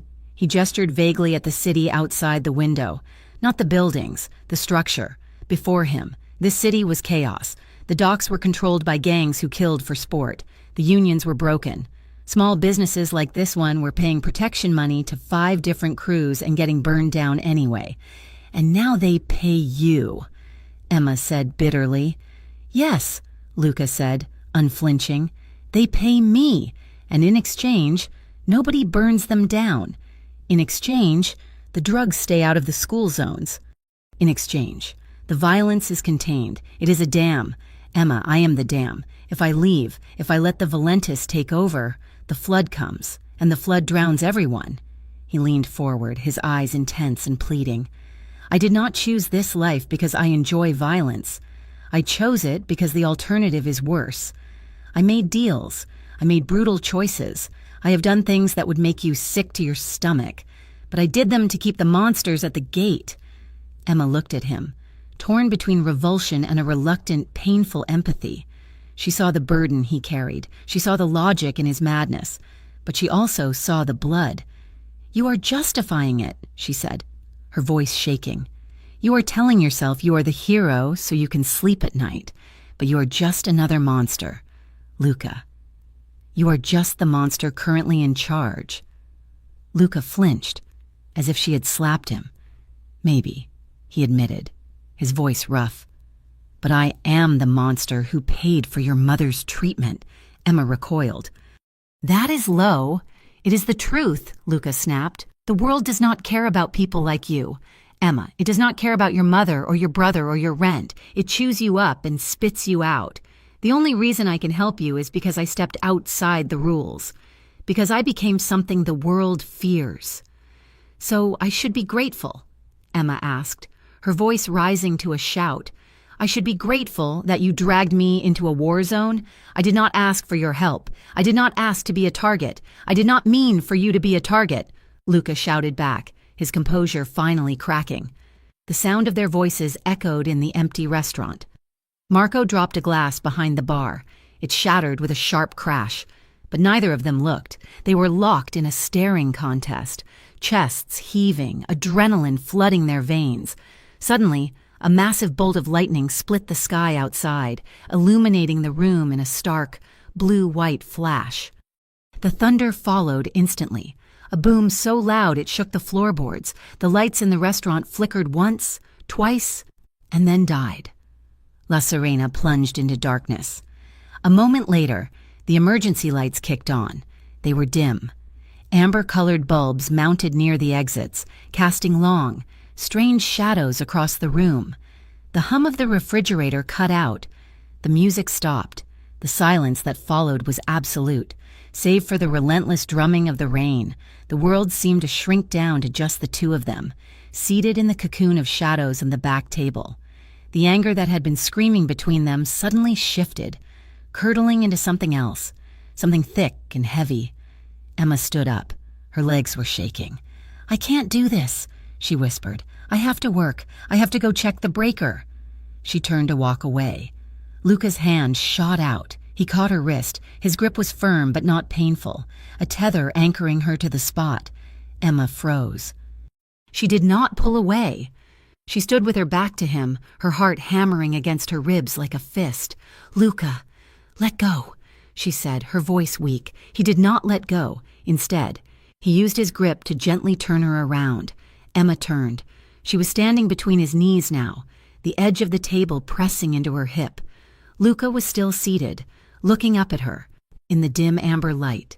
His eyes were black pools, reflecting the shadows. He was still holding her wrist. His thumb began to move, drawing small, unconscious circles against the delicate skin of her inner wrist, right over her pulse point. "I never meant to drag you into danger." "Emma," he whispered. His voice was raw, stripped of all its usual polish. "That is the last thing I ever wanted." Emma looked down at him. She saw the conflict in his face. She saw the fear he held for her, a fear that matched her own. And beneath the fear, she saw the hunger. It was naked and terrifying. She stepped closer, driven by an instinct she couldn't name. She was now standing inside the V of his legs, her body inches from his. "You are losing your grip." "Luca," she said softly. Her voice found a trace of that old, teasing spark, though it was laced with tremors. "You are shouting in a restaurant. You are following waitresses. You are losing control." Luca stared at her mouth. His hand on her wrist tightened slightly. "I lost control the minute I saw you," he murmured. Emma's breath hitched. She tilted her chin up, looking down at him with a challenge that was also an invitation. "You lose control every time I talk back," she whispered. "Maybe you are not as scary as they say." Luca's jaw tightened. The muscle in his cheek jumped. His eyes darkened, the pupils dilating until the iris was almost gone. "Say that again," he growled. Emma's heart raced. She lowered her voice until it was just a breath. Brushing against the silence, I said, "Maybe you are not as scary as they say." Luca broke. He rose from the chair in one fluid, powerful motion. He did not step back. He stepped into her, crowding her space, his body pressing her gently backward until her lower back hit the edge of the table. He did not pin her down aggressively. He caged her. He released her wrist and slid his hand around the small of her back, his palm burning through the thin fabric of her uniform shirt. He pulled her flush against him, hip to hip, chest to chest. His other hand came up, his fingers sliding into the hair behind her ear, cupping the back of her neck. Emma gasped, her hands flying up to grip the lapels of his suit jacket. Luca bent his head. He hesitated for a fraction of a second, his breath hot against her lips, giving her one last chance to push him away. She didn't. She rose onto her toes. He kissed her. It was not a gentle kiss. It was a collision. It was desperate, intense, and starving. It was the taste of weeks of restraint snapping all at once. His lips moved over hers with a demanding pressure, claiming her, devouring her. Emma melted into him. The fear, the anger, the logic, it all dissolved in the heat of his touch. She opened her mouth to him, and he groaned low in his throat, deepening the kiss, his tongue sweeping against hers. She gripped his lapels tighter, pulling him closer. If that was even possible. She could feel the hard wall of his chest, the rapid, thundering beat of his heart that matched her own. His hand on the back of her neck tightened, angling her head to give him better access. He kissed her like a drowning man finding air. He kissed her like he wanted to memorize the taste of her. The storm raged outside, the thunder shaking the walls. But inside the circle of his arms, amidst the shadows and the flickering emergency lights, nothing else existed.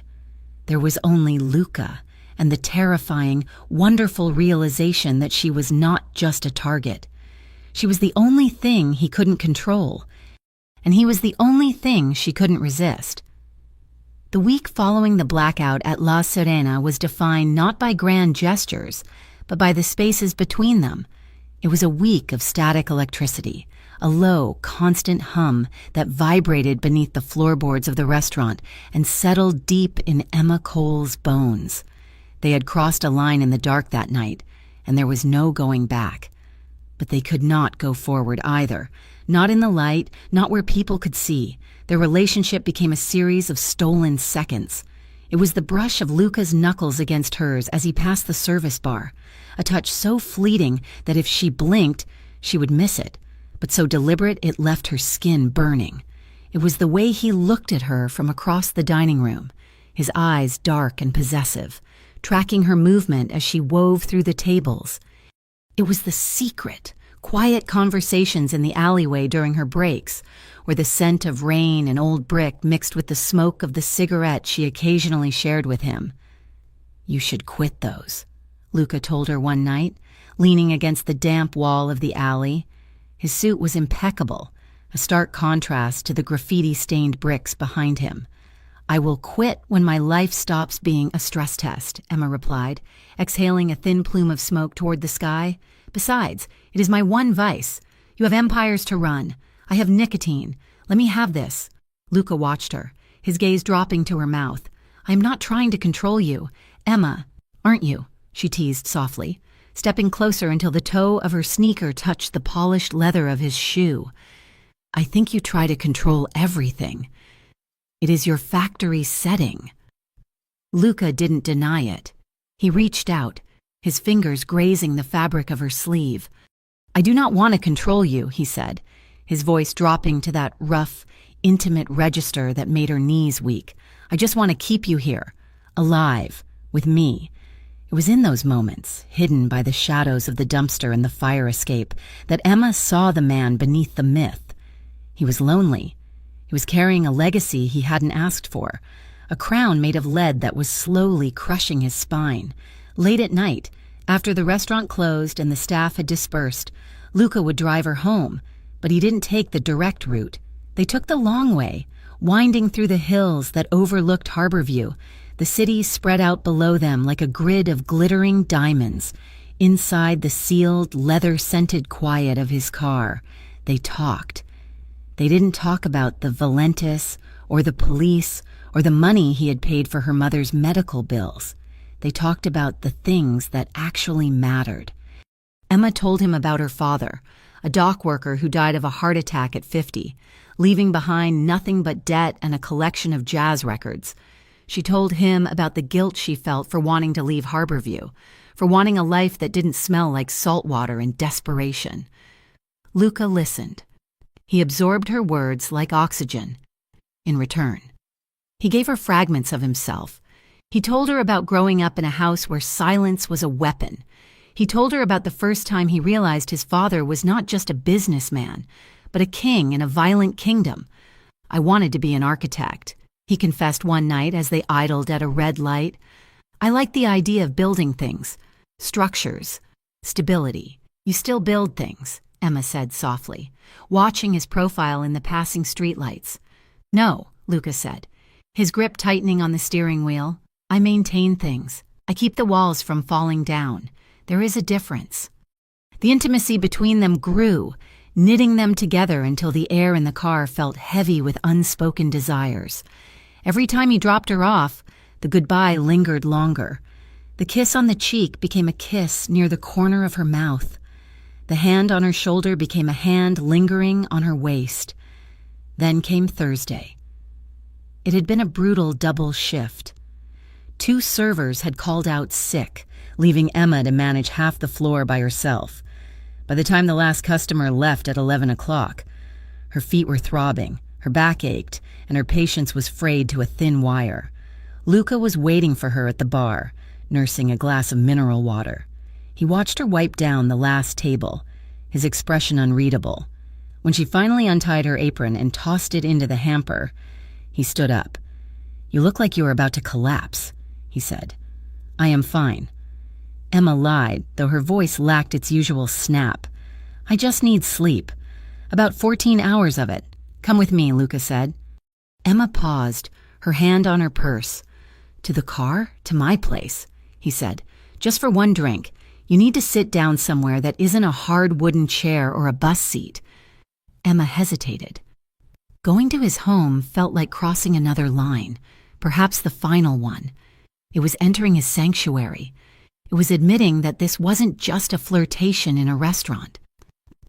"I have work in the morning," she said weakly.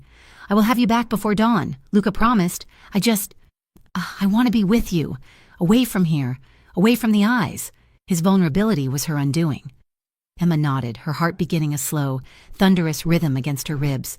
"Okay, one drink."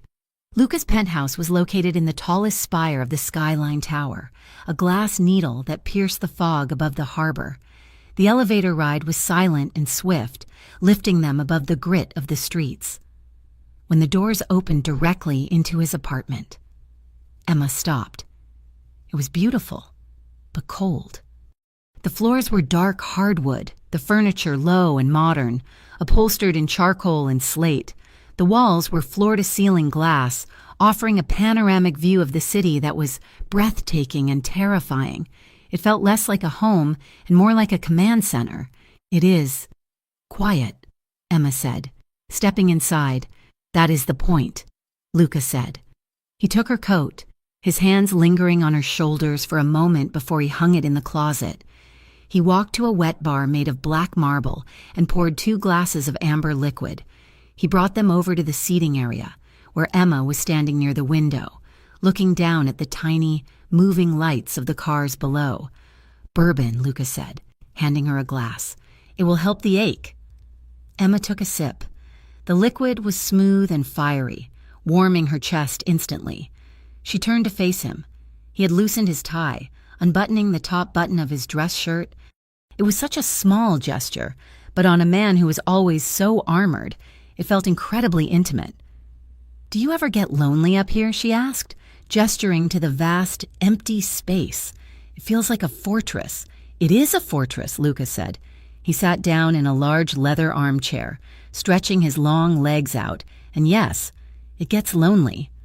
But lonely is safe." Emma sat down on the sofa opposite him, curling her legs beneath her. She took another sip of bourbon, watching him over the rim of the glass.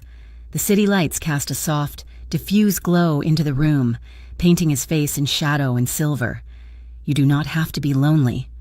"Luca," she said softly, "you choose it.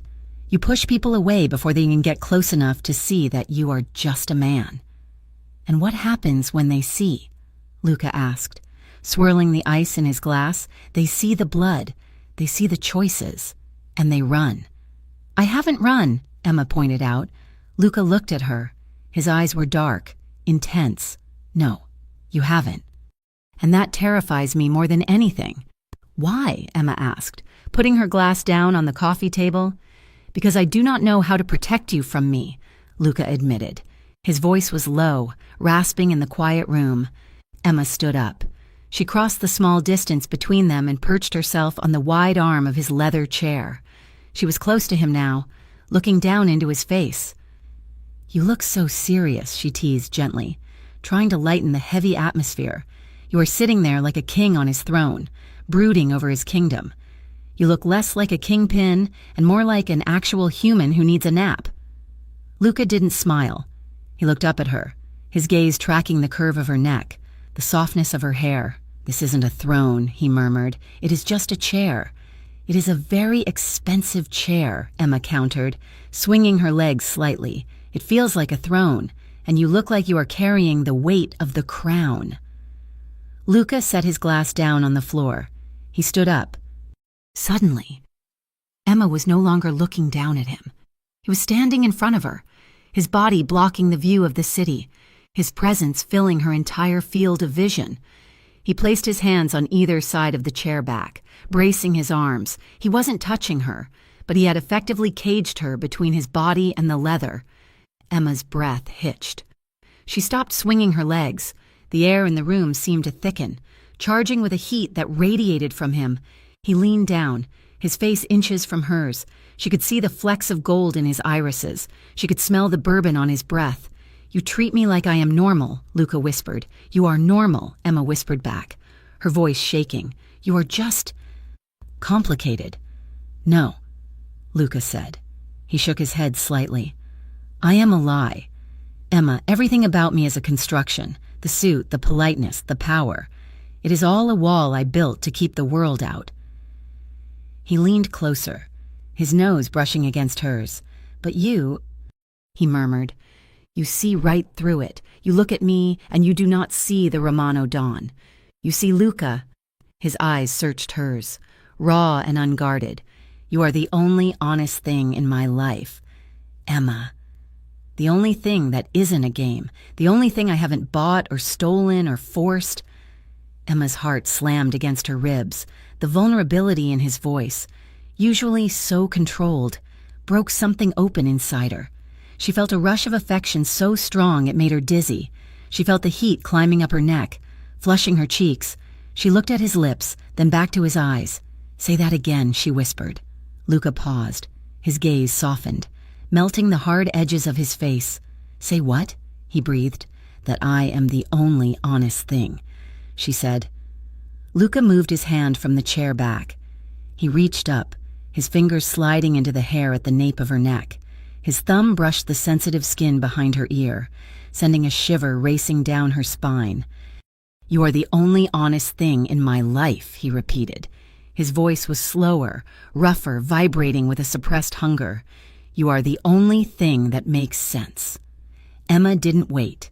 She reached up, her fingers gliding along the sharp line of his jaw. She felt the roughness of his 5 o'clock shadow, the tension in the muscle. She pulled him down. Luca made a low sound in his throat, a mix of relief and need, and crushed his mouth to hers. This was not like the kiss in the restaurant. That had been reactive, a storm breaking. This was deliberate, this was a claiming. Emma parted her lips, and he deepened the kiss instantly. It was slow, lingering, and devastatingly thorough. He tasted of bourbon and desire. He kissed her as if he had been starving for years, and she was the first meal he had ever seen. Luca's hands moved. They slid down from the chair back to her waist, gripping her firmly. His thumbs brushed slow, maddening circles through the thin fabric of her blouse, burning her skin. He pulled her forward until her knees were pressed against his thighs, anchoring her to him. Emma arched into him, her fingers threading into the thick, dark hair at the base of his neck. She tugged gently, and he groaned into her mouth, the sound vibrating through her chest. Every movement was hungry, yet careful. He handled her with a terrifying reverence, as if he were afraid she would vanish if he held her too tight, but his control was fraying. She could feel it in the tremor of his hands, in the ragged cadence of his breathing. Luca broke the kiss to trail his lips down her jawline. He buried his face in the crook of her neck, inhaling sharply. "Emma," he rasped against her skin. "I cannot. I do not know how to stop. Don't stop." Emma gasped, her head falling back. Luca pulled back to look at her. His eyes were blown wide, dark pools of want. He shrugged out of his suit jacket, letting it drop to the floor without a second thought, a $2,000 garment discarded like a rag. He placed his hands flat against her chest, right over her heart, feeling its frantic rhythm. Emma covered his hands with hers, pressing him closer. She was ready. The fear was gone, replaced by a certainty that scared her more than the danger ever had. She loved him. She loved this complicated, dangerous, broken man. She leaned forward to kiss him again, her lips brushing his. Buzz, buzz, buzz. The sound came from the coffee table. It was harsh, mechanical, and relentless. Luca froze. His lips were millimeters from hers. He closed his eyes, a look of profound pain and frustration crossing his face. He cursed under his breath, a sharp Italian word that Emma didn't know but understood perfectly. "Ignore it," he muttered, leaning back in to kiss her. Buzz, buzz, buzz. It didn't stop. It was an insistent, angry vibration against the glass surface of the table. "Luca," Emma whispered, pulling back slightly. Her chest was rising and falling rapidly, her lips swollen and red. "You have to check it." "I do not want to check it," Luca growled, his forehead resting against hers. "I want you." "It might be important," Emma said, though she hated the words even as she said them. "It is late. No one calls this late for good news." Luca let out a long, shuddering breath. He pulled away from her, the loss of contact leaving Emma feeling suddenly cold. He picked up the phone. He looked at the screen, and his expression instantly transformed. The lover vanished. The architect vanished. The dawn returned. His eyes went cold. His posture stiffened into steel. "What?" he answered, his voice devoid of warmth. Emma watched him from the arm of the chair. She wrapped her arms around herself, trying to hold on to the warmth of the moment that was rapidly slipping away. She watched Luca's face as he listened. She saw his jaw clench so hard she thought a tooth might crack. She saw his knuckles turn white around the phone. "When?" Luca demanded. He listened again. "Is she hurt?" Emma's stomach dropped. "She?" Luca listened for another few seconds. Then he spoke, his voice low and dangerous, dripping with a quiet menace that made the hair on Emma's arms stand up. "Find them. I do not care which hole they crawled into. Find them and send protection to the girl's house. Now." He hung up the phone. He stood there for a moment, staring out at the city lights, his back to Emma. The silence in the room was no longer intimate. It was suffocating. "Luca?" Emma whispered. He turned around. His face was pale, his eyes burning with a cold fury. It was Matteo. He said, "My lieutenant." "What happened?" Emma asked, standing up. Her legs felt shaky. "Tonight, after work. One of your co-workers, Sarah." Emma gasped, her hand flying to her mouth. "Sarah? Is she okay? She is shaken," Luca said grimly. "But physically, she is fine. They did not hurt her. They just stopped her." "Stopped her?" "Two men," Luca said, the words coming out like bullets. "They cornered her 3 blocks from the restaurant. They had a message." Emma felt the blood drain from her face. She took a step back, bumping into the chair. "What was the message?" she whispered, though she already knew. "They told her to tell you something," Luca said. He looked at Emma, and for a second, his mask slipped, revealing a depth of fear and guilt that broke her heart. "They said, 'Tell Emma Cole that she has beautiful eyes. It would be a shame if she couldn't use them anymore.'" The room spun. Emma grabbed the back of the chair to steady herself. The threat was specific. It was personal. It wasn't just a warning to stay away.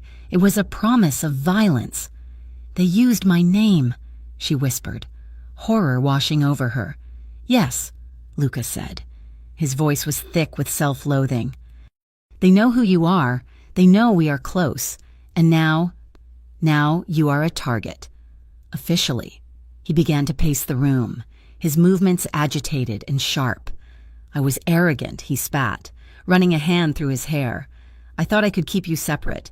I thought if I was careful—" "You were careful," Emma said, her voice trembling. "I was not careful enough," Luca shouted, turning on her. "I brought you here. I let myself get distracted, and now the Valentis are threatening to blind you because of me."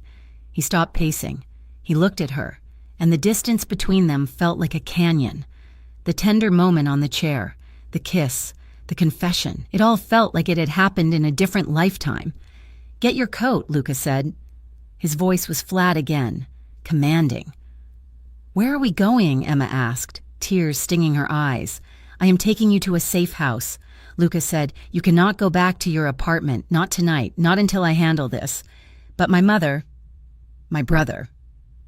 "Silvio is already picking up your brother," Luca said. "He will be waiting for us. Your mother is safe at the clinic. I have men stationed there already." He walked over and grabbed his jacket from the floor, shrugging it on. The armor was back in place. Emma stood frozen. The reality of her situation was crashing down on her. She had fallen in love with the king, and now the castle was under siege. "Emma," Luca said, holding out his hand. He didn't move to touch her. He waited. "We have to go." She looked at his hand, the same hand that had just been caressing her waist, the same hand that was now clenched in a fist of rage. She realized then that Marco had been right. The danger wasn't just a possibility. It was here. It was breathing down her neck. But as she looked at Luca's face, tight with fear for her, she knew she couldn't turn back. She was in this. She reached out and took his hand. It was cold. "Let's go," she whispered.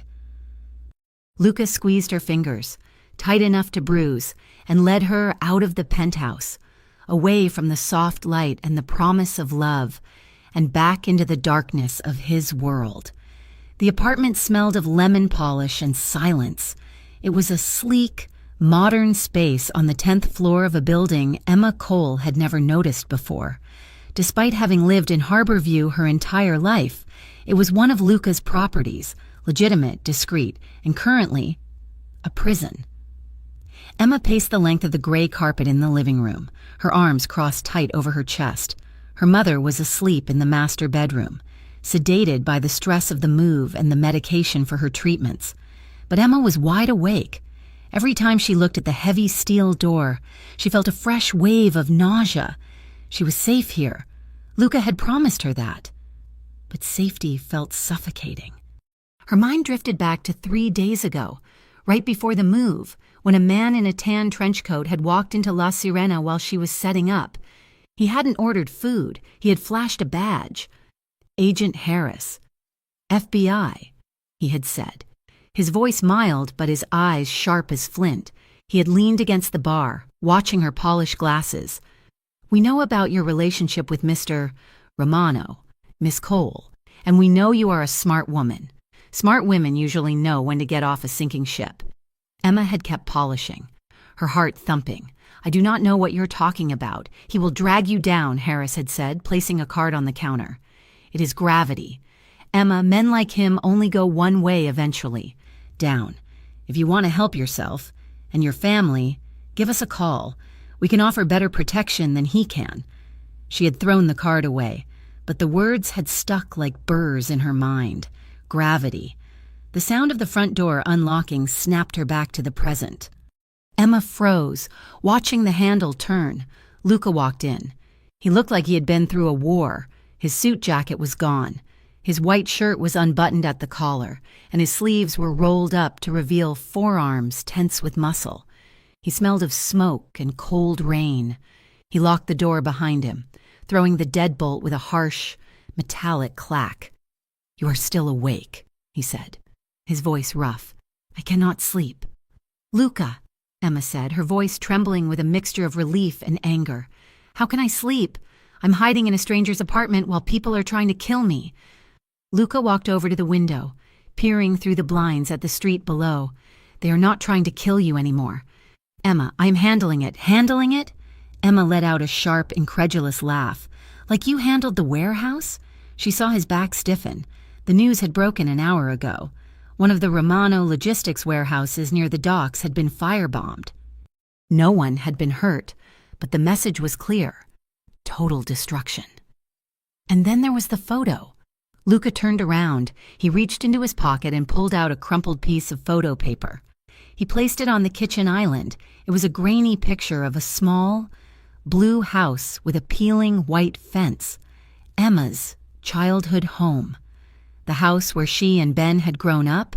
The house they had lost to the bank 3 years ago. They sent this to my office, Luca said quietly. It is a threat. They are saying they know everything. They know where you came from. They know where your heart lives. Emma stared at the photo, a cold chill seizing her chest. They are watching us. Not for long, Luca said. The temperature in the room seemed to drop. His eyes were dark voids, completely devoid of the warmth she had seen in him just a week ago. What does that mean? Emma asked, dread coiling in her stomach. It means I am done waiting, Luca said. I have been patient. I have been strategic. But they firebombed my property. They threatened you. Tonight, the leash comes off. He began to pace, his energy frantic and dangerous. I have called in the crews from the south side. We're going to hit the Valenti safe houses. Tonight, all of them. We are going to burn them out of this city until there is nothing left but ash. Emma watched him.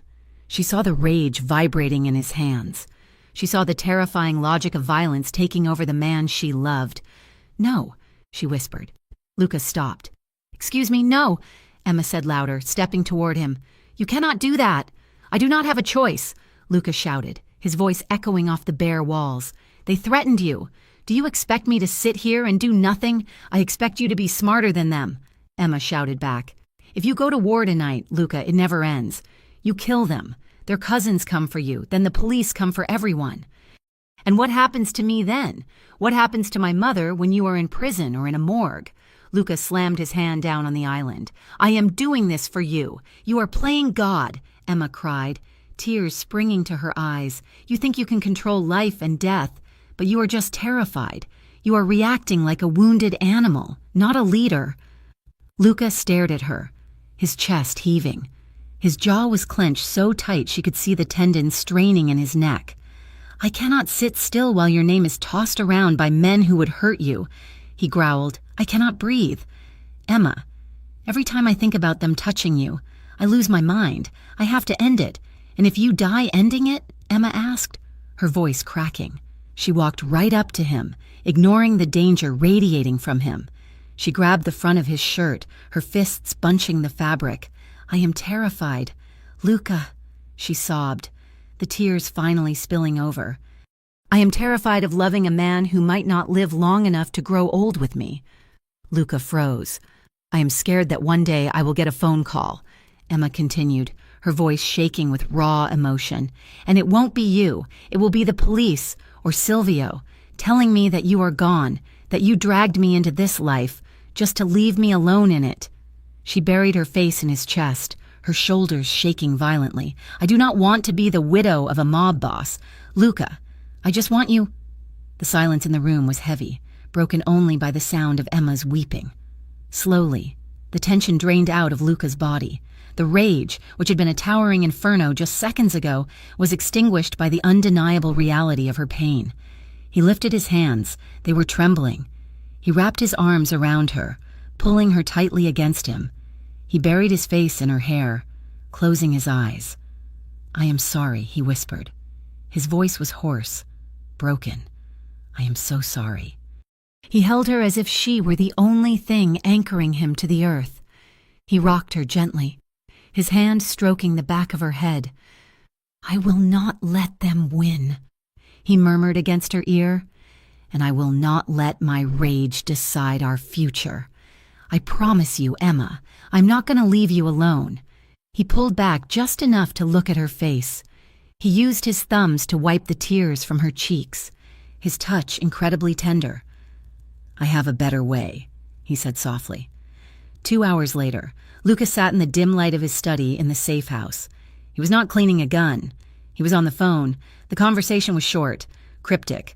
The shipment is at the old textile mill on 4th Street, Luca said into the receiver. Tonight, all of it. And the leadership is meeting at the club on the waterfront at 2 o'clock in the morning. He paused, listening to the voice on the other end. Yes, Luca said, you will find everything you need to put them away for 20 years. My name stays out of it. That was the deal. He hung up. Emma stood in the doorway, watching him. Who was that? She asked. That, Luca said, turning to face her with a tired but calm expression. Was Agent Harris. Emma's eyes widened. You called the FBI. I gave them a gift, Luca said, standing up. I gave them the Valenti family on a silver platter. The guns, the drugs, the books. Everything Agent Harris has been trying to find for 5 years. But that is breaking the code, Emma whispered. Omerta, to hell with the code, Luca said. The code protects the business. Tonight, I am protecting us. He walked over to her and took her hands. I negotiated with the Moretti crew from the south. They are going to absorb the Valenti territory once the arrests happen. In exchange, they leave La Serena alone, permanently. And you? Emma asked. What happens to you? I stepped back. Luca said, Agent Harris gets his career-making bust. The Valentis go to federal prison. And I focus on the legitimate side of the business, the real estate, the restaurants. He squeezed her hands. It is a risk, he admitted, but it is better than a war. The night was loud. From the window of the safe house, Emma watched the distant flashes of red and blue lights painting the low clouds over the harbor. Sirens wailed like a chorus of banshees, echoing off the skyscrapers. Her phone buzzed with news alerts. Massive FBI raid on waterfront. Multiple arrests in organized crime. Crackdown. Emma paced the floor, jumping at every noise. Luca was not with her. He had gone to La Sirena. I have to be there, he had told her. If they figure out what is happening, they might try one last desperate hit. I need to draw their fire away from here. At La Serena, the parking lot was slick with rain. The restaurant was dark, closed for the night. Luca stood under the awning, flanked by Silvio and 4 of his most trusted men. They were not hiding. They were waiting. A black SUV screeched around the corner, tires smoking. It was the Valentis. They were cornered, panicked and looking for revenge. The SUV slammed to a halt in the middle of the lot. The doors flew open. 3 men spilled out, guns drawn. Luca did not draw a weapon. He stepped out from under the awning, his hands visible, empty, and raised to chest height. Go home, Marco! Luca shouted, his voice cutting through the rain. It is over! The feds are at your warehouse. They are at your house. There is nowhere to go. The lead gunman, a Valenti capo named Marco, hesitated. His gun wavered. You rat! You sold us out! I saved the city! Luca shouted back. Put the guns down. The police are 2 minutes away. If you shoot me, you die here. If you surrender, you get a lawyer. It is your choice. It was a gamble. A terrifying, high-stakes gamble. Luca stood perfectly still, his heart hammering against his ribs, staring down the barrel of a rival's gun. He was betting on their self-preservation. He was betting on logic. Sirens began to swell in the distance, getting louder by the second.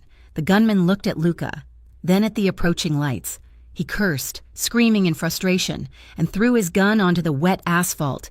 It is over, Luca breathed, his shoulders sagging slightly. Within seconds, the parking lot was swarmed. Police cruisers boxed in the SUV. Officers with tactical gear surrounded the Valenti men. Luca stood in the chaos of flashing lights, watching his enemies being handcuffed and shoved into the back of squad cars. An unmarked sedan pulled up. Agent Harris stepped out. He walked over to Luca. They did not shake hands. Harris just looked at him. A small, grudging nod of respect. You cut it close. Romano, Harris said. I like to keep things interesting, Luca replied coolly. Harris watched the last Valenti being loaded up. You know, this does not make you a saint." "I never claimed to be a saint, Agent," Lucas said, adjusting his cuffs. "I am just a businessman cleaning up the neighborhood." Harris smirked. "Keep it that way." The newspapers called it the Harborview Clean Sweep. The Valenti family was dismantled overnight. The rumors about who had tipped off the feds swirled through the city for weeks. But nothing stuck to Luca, to the public. He was just another lucky bystander who had survived the turf war. 2 weeks later, on a Tuesday. Emma stood outside the hospital. The air was crisp, hinting at autumn. Her mother had just finished her first round of the new treatment and was sitting up in bed, complaining about the hospital jello, a beautiful, miraculous sound. Emma saw a tan sedan parked at the curb. Agent Harris was behind the wheel. He rolled down the window as she walked past. He looked at her, then tipped his head slightly. Some people in this city finally made the right call. "Miss Cole," he said. Emma smiled, a small, genuine thing. Gravity isn't the only law of physics. Agent Harris, sometimes things rise. Harris chuckled and drove away. That night, La Sirena was quiet. The tension that had gripped the walls for months was gone, replaced by the clinking of silverware and the soft murmur of conversation. Emma was not working. She was sitting in the back corner booth, wearing a dress of deep emerald green. Luca sat across from her. There were no bodyguards, no entourage, just a bottle of the 1998 Barolo and 2 glasses. They sat with their fingers intertwined on the white tablecloth, tracing the lines of each other's palms. "I sold the warehouse on 4th Street today," Luca said quietly. "And the shipping contracts." Emma looked up, surprised. "You did?" "I am moving the capital into the construction firm," Luca explained. "We have a bid for the new library downtown. It is legitimate work. Boring, lots of permits." "I like boring," Emma said, squeezing his hand. "Boring is safe. I cannot promise it will all be perfect." "Emma," Luca said, his expression serious, "I have a past. It will always be there. There will always be people who remember who I was." "I know," Emma said. "And I am not going to become a choir boy overnight," he added with a wry smile. "I am still me. I still like control. I know that, too." Emma laughed softly. "But you are trying. That is what matters. We will figure it out," Luca said. "Limits, boundaries. We will build something new." They paid the check, Luca insisted, though Emma made a show of reaching for her wallet and walked out into the cool night air. They strolled along the harbor walk, the water lapping gently against the stone wall. The city lights reflected on the black surface of the ocean, dancing like scattered stars. They walked in comfortable silence, their shoulders brushing. Luca stopped near an old iron lamppost. He turned to face her. He looked at her with a reverence that made her breath catch in her throat. He reached out, brushing his thumb over her lower lip, tracing the curve of it as if he were memorizing the shape for a time when he might not be able to see it. "I have spent my whole life fighting for power," he said softly. "Fighting to be the biggest, the scariest, the strongest." He stepped closer, wrapping his arms around her waist. But these last few weeks, stepping back, putting down the gun to pick up the phone.